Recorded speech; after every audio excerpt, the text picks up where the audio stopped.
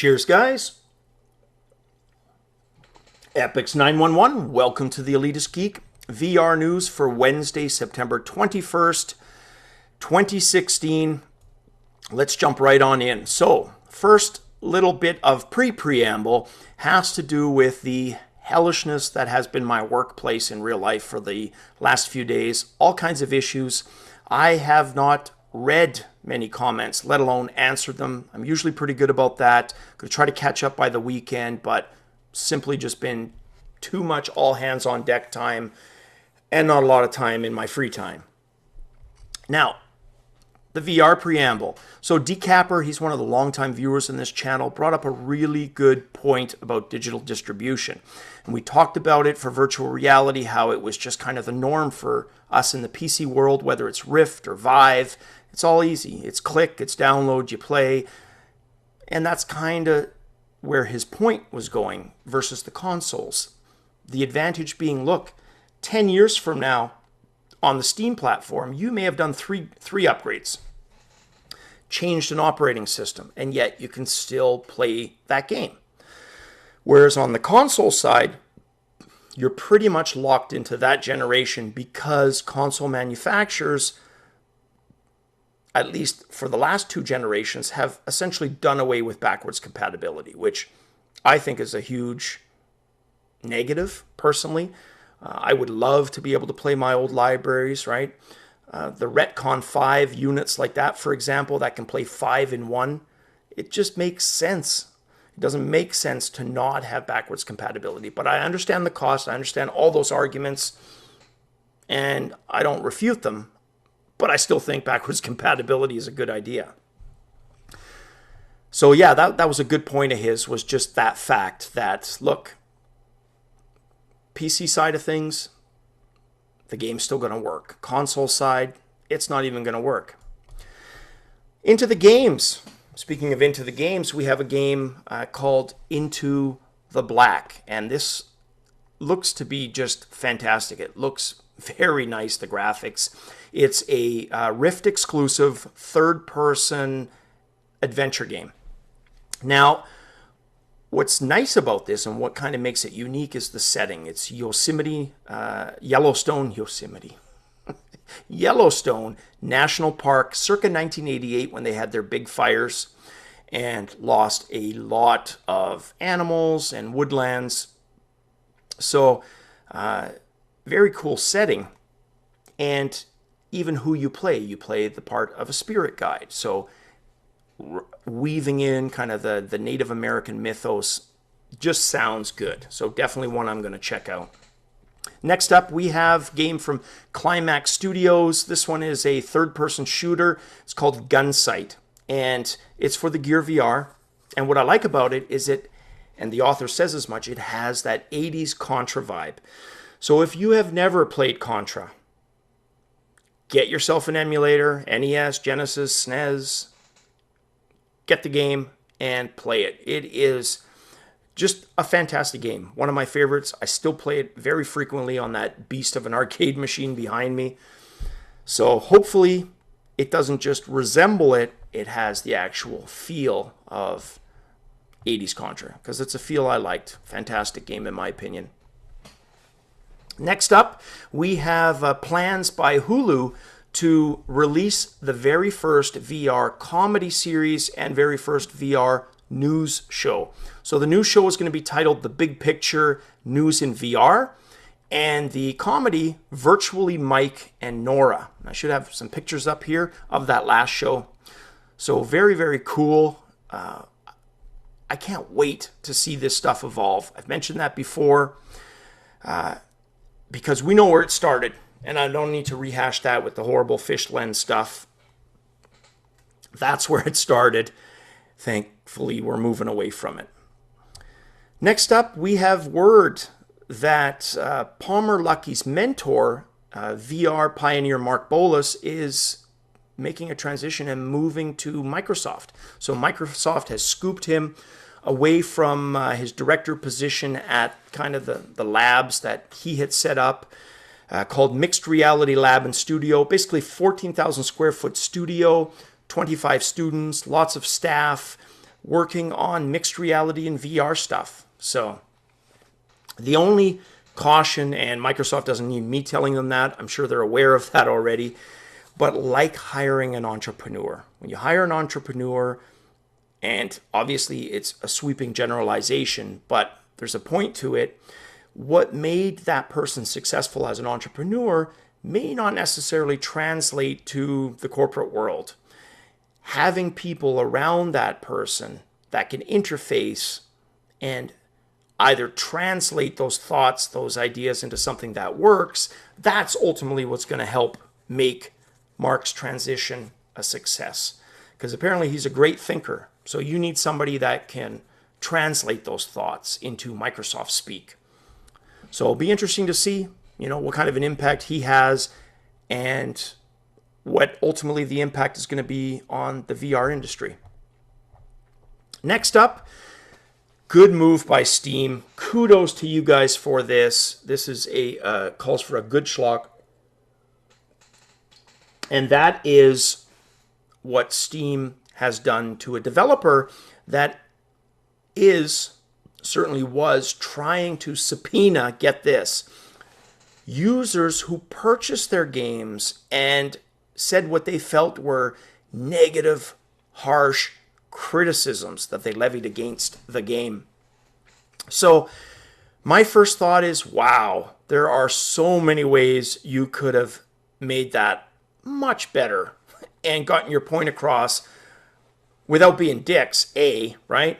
But B, getting your games pulled off. And again, good move by Steam, in my opinion. Now, personally, what they probably should have done is handled the discussion and basically turned it into a discussion with those people.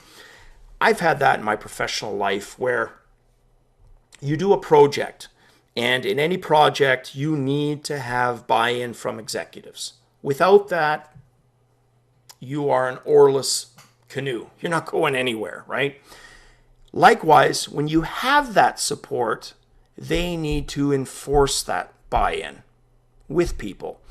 Otherwise, they become conduits of negativity. And again, your projects can grind to a halt or, just not have a successful outcome. So what they should have done is had the discussion just like, the executives should have in those work examples and said, okay, I'm hearing you, but what do you suggest? Or what would you do to improve that? That's the dialogue that they needed to have with these people instead of, let's do the legal route and sue the crap out of these guys. How dare they defame our game, right? Look, if you don't have thick enough skin as a game developer, you're in the wrong industry because that is a job requirement. And if you still want to make it work, but admittedly you don't have thick enough skin, for heaven's sake, buffer yourself. Get people, PR, whoever, frontline people that intercept that. You stay away, do what makes you and successful, and let some other folks translate that to you because they can probably do a better job of turning that harsh into something constructive. So just my thoughts, but hopefully they thought of the same things. So good on Steam, though, for now at least removing their games, because that's no way to conduct yourself. Next news piece, VR video producer Specular Theory comes to the Oculus store, and that's for Gear VR. Now, these guys were founded in 2013, and they've got some really cool content. And if you would have asked me 3 months ago, Epix, why do you have all these VR units? And I would have said, games, man. Gear VR, primarily, that's what it was all about for me, was the games. It's only after sampling from the buffet that is the Oculus Gear VR store that I figured out, wow, there's all this other stuff that VR can do, that this Gear VR can do, right? And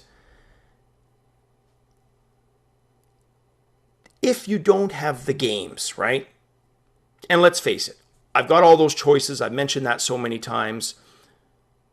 If you don't have those choices, you're pretty much in a waiting pattern, right? It's this kind of stuff, having good alternatives to gaming, experiences, things that basically Gear VR is doing, that can occupy people's time until other games trickle in. The absence of that is just not a recipe for success. And that's why sometimes I worry about the Vive and some of the Steam stuff, because it is so game-centric. And that makes sense. It's a gaming platform, right? But bend that a little bit. You have to have a lot of, let's just say Gear VR does that aspect of it. They've nailed it. So very cool. Can't wait to see what Specular Theory comes up with. Next up, we have a former adult movie actress, Sasha Grey, who thinks that the VR adult content is too in your face. So my immediate thought was, okay, she's obviously been looking at the first-gen horrible fish lens stuff that they were trying to pass off as adult content, instead of the higher quality stuff that's coming out now. And she basically said it herself that she's basing that on just trying one trailer for one thing. So that's my guess, that it's that was communicated poorly.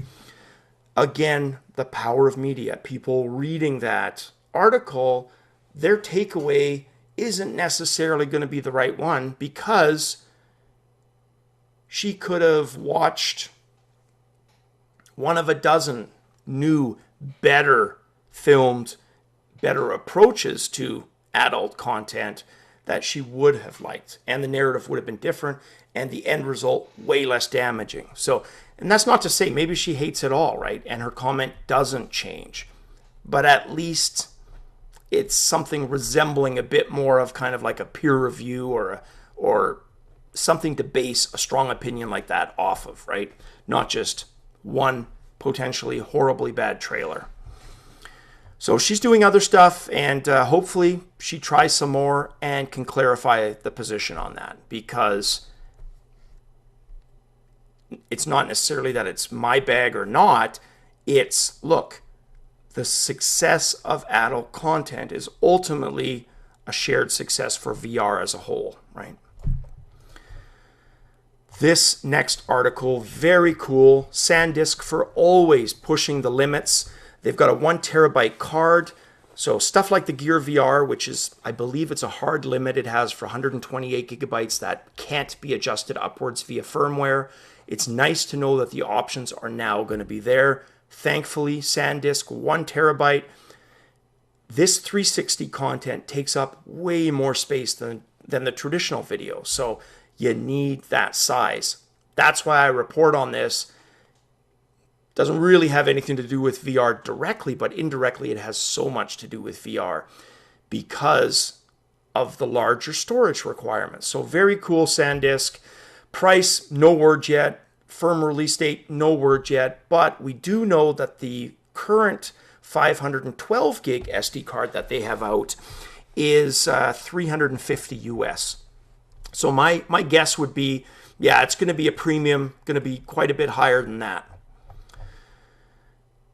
And then next up, we have Sketchfab. They're going to be adding Twitter functionality. So like YouTube links in a tweet, you're going to be able to launch directly into Sketchfab. Simple thing, but the timing is good. And let's face it, in this day of social media, needed, like yesterday. So good to see that that's been added. And then our last story, VR dating. I know, strange topic, but I saw this article in IGN and just had to say a couple things about it. So for me, the natural fit for online dating would be augmented reality, right? Because you're able to see the people themselves. Where they're going, and this is an online dating company, is they're going to use virtual reality and cartoony avatar representations. And for me, I don't think that brings enough to the table, because the most important thing is that vibe you get with somebody one-on-one, face-to-face, reading body language, body cues, tells of a person, sincerity. Human instinct is such a strong thing, right? Powerful thing, but it still requires us to see each other and be face to face. So I don't necessarily think that's a good use of virtual reality. I would have seen if there was a way to leverage the strengths, kind of more like augmented reality would approach it, and say, look, why can't VR use real people, but just in a fictional setting, right? That way you get the one-on-one with a person, but you don't have to be creeped out or fear for your safety or whatever if it goes south. You've got two real people still anonymously protected behind their computers, but able to clue in, read body language, get the tone, and nail it. So there you have it. That's the news for tonight, guys. I have to get to some work stuff and hopefully some fun stuff. As always, cheers, and definitely catch you on the VR flip side.